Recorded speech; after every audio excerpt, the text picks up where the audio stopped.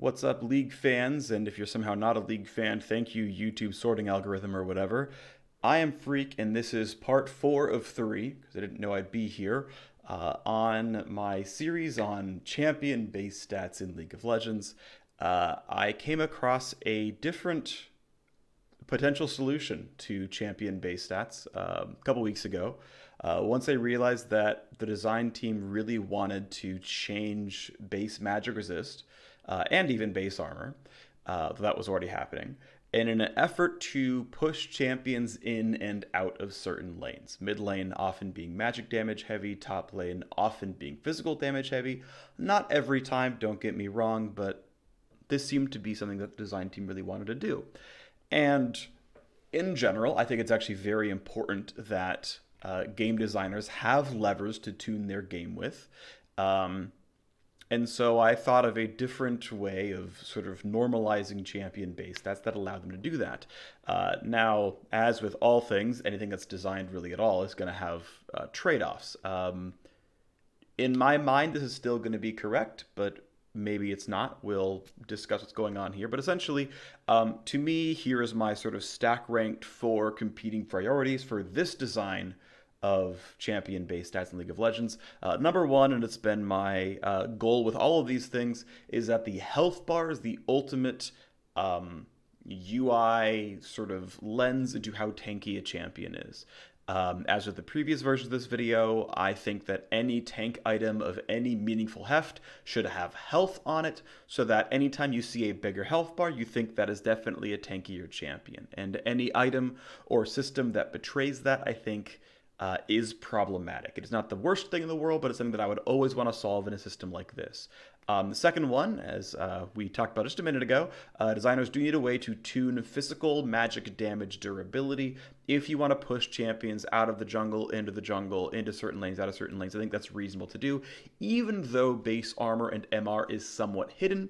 If we're in a world where all champions have variations in armor MR, it's a skill you eventually learn. I think that's okay. A general goal number 3 being just finding an elegant solution overall. Shaking up the game as little as possible while still having the UI gains is valuable. And then number 4 is essentially future-proofing the designs. Said in a very negative way, it's saving the designers from themselves, but ultimately future-proofing the system, which I think this does very, very well. Okay, so what I did is, again, I wanted to find a way to normalize armor and magic resistance. So what I did first is I looked at the current roster of League of Legends champions, and I took out certain examples that weren't really fair, like Thresh doesn't gain armor per level. Ranged Gnar has very wonky base stats. He's very, very, very squishy.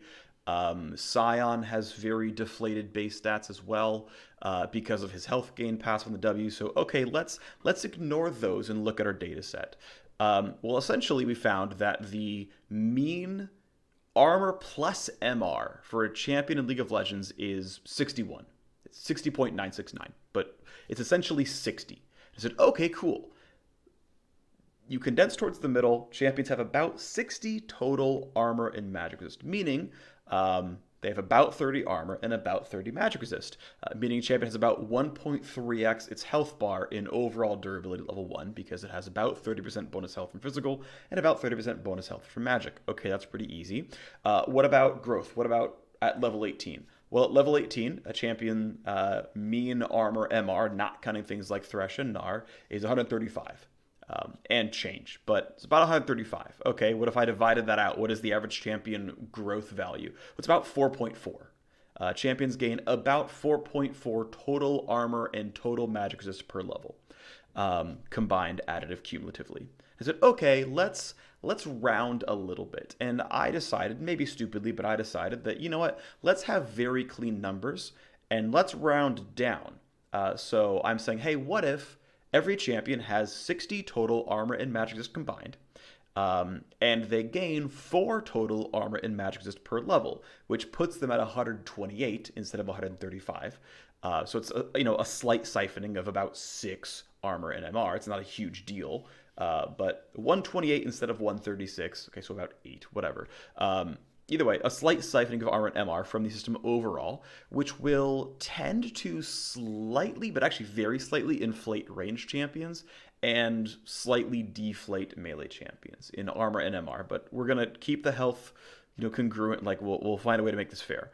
Essentially, we're going to then at that point rescale all champion health so that they are very close to their old durability values. Okay, so what I did is I had those for the average numbers. That okay, my system is going to be this. My system is going to be every champion gets 60 total armor MR and gains 4 total armor MR per level. And then rescale their health so that they're as durable as before, but now their durability is in their health bar more than armor MR. And specifically, durability differences are purely captured by the health bar. If your health bar is large, it's because you have more total health than them, not less health, but more armor and more MR that you're actually tankier, which, by the way, does exist in the current system. So it gets rid of that problem entirely. It also then makes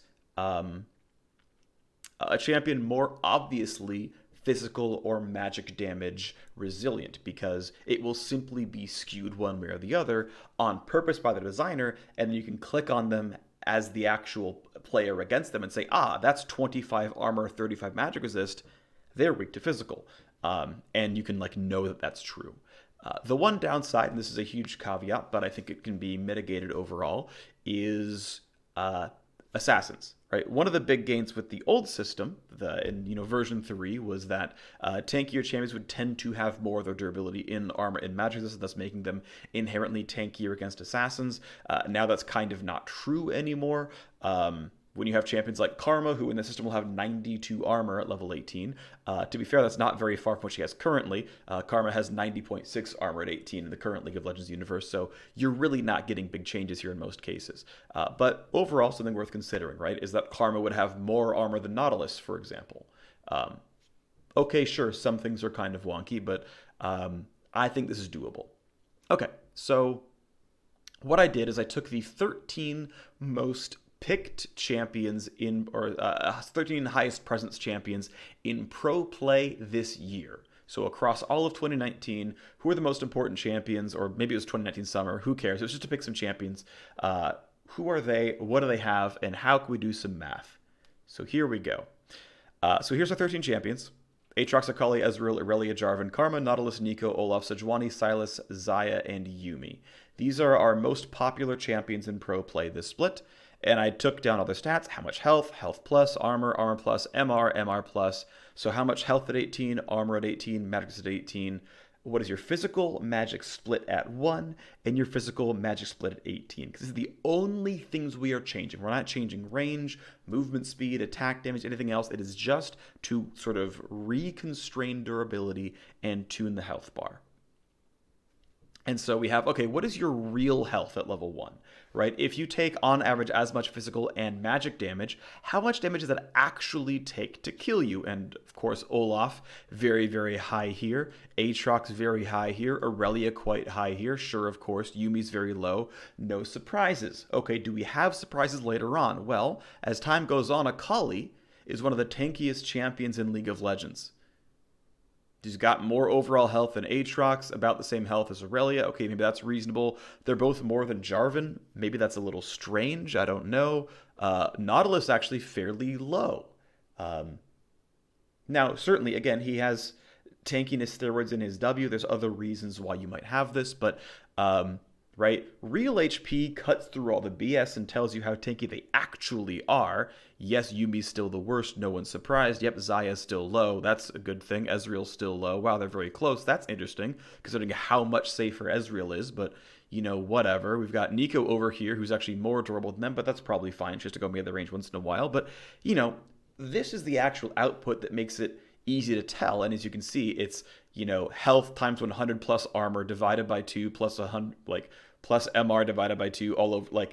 It's a reasonably complex mathematical mechanism to actually spit that out, because you have to care about their health, armor, and MR. And then what I did actually here is, again, I started going into the math. And so one thing I want to point out, actually, before we get into my numbers, that you can see them down here, of course, is I took a look at, we can press F11, I just realized. There we go. Full screen, more space. Um, but I realized that I can pretty easily essentially write pseudocode, and it's like less than one page in Google documents or whatever.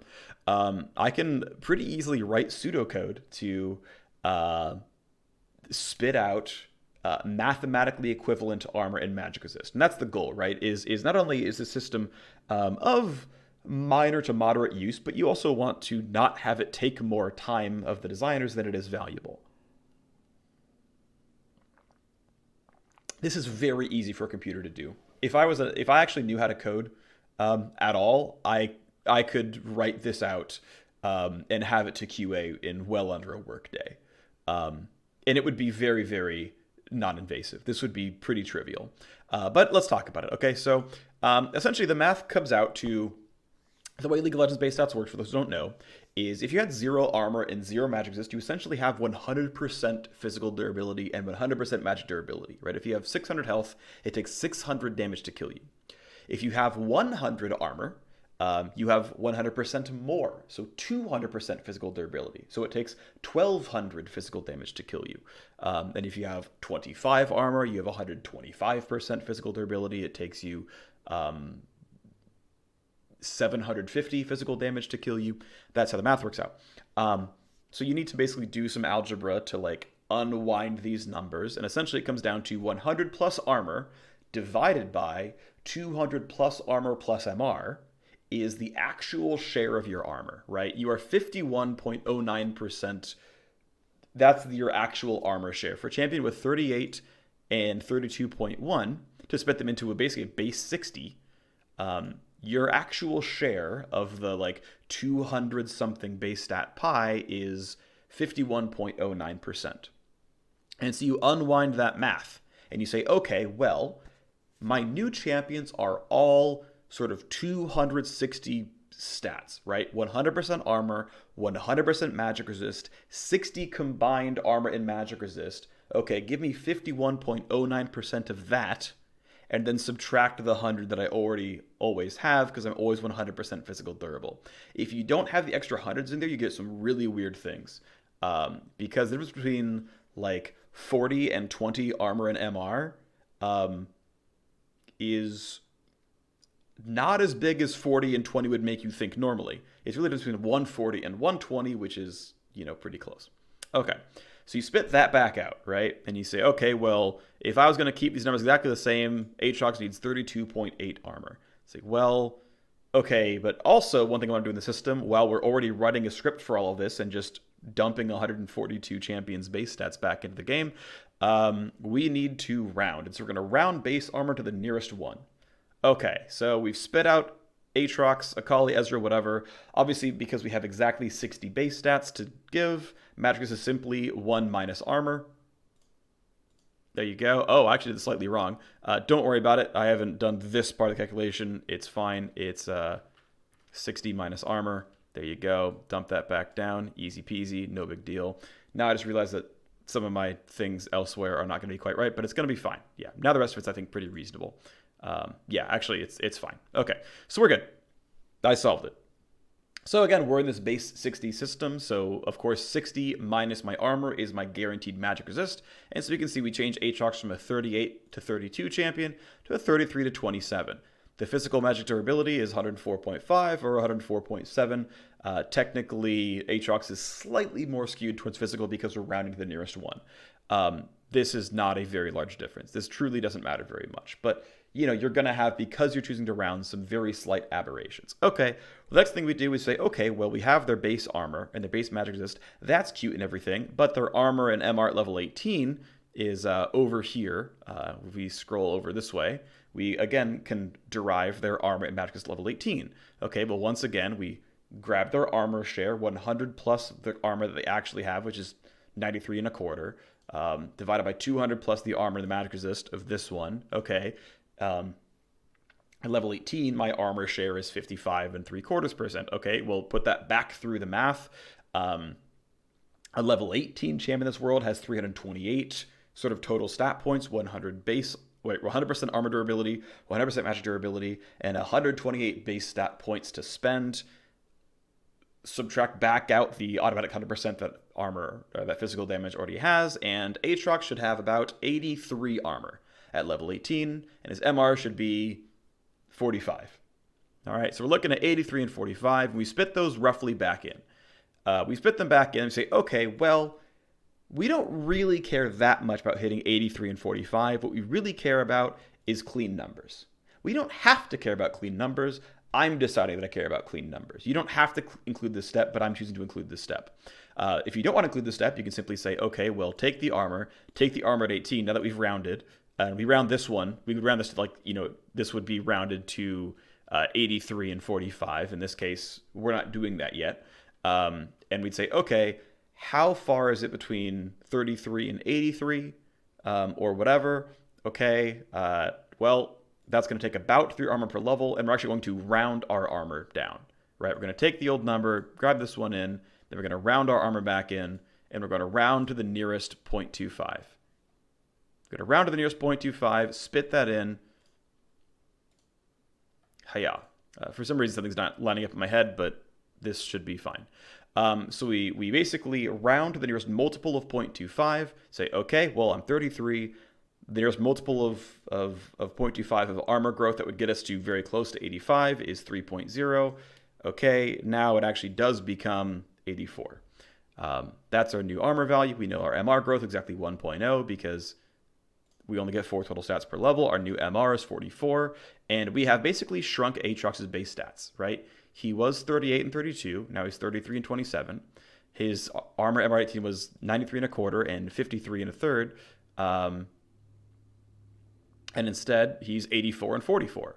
But the overall physical magical durability differences, not very large, right? 0.2% at level 1 and a meager 1.8% level 18. This is simply the skew in physical versus magic, and it's because we're rounding. Okay, so now we have all this. Now we just spit his durability back into his base stats. We need to give him health. Okay, well, this is very, very easy. We round his health to the nearest 5, and we say, well, we already knew your real HP at level 1, and we know you have 60 total armor and MR, or roughly 30% more durability, so we take your old real HP, we divide it by 1.3, and round to the nearest 5. We do the same thing for level 18, spit it back in to here. We know what this was going to require, essentially. Round that to the nearest, essentially grab a number. We have a number here, okay, whatever. Okay, then we take our health plus. We divide out by 17, because it takes 17 level ups to get to level 18.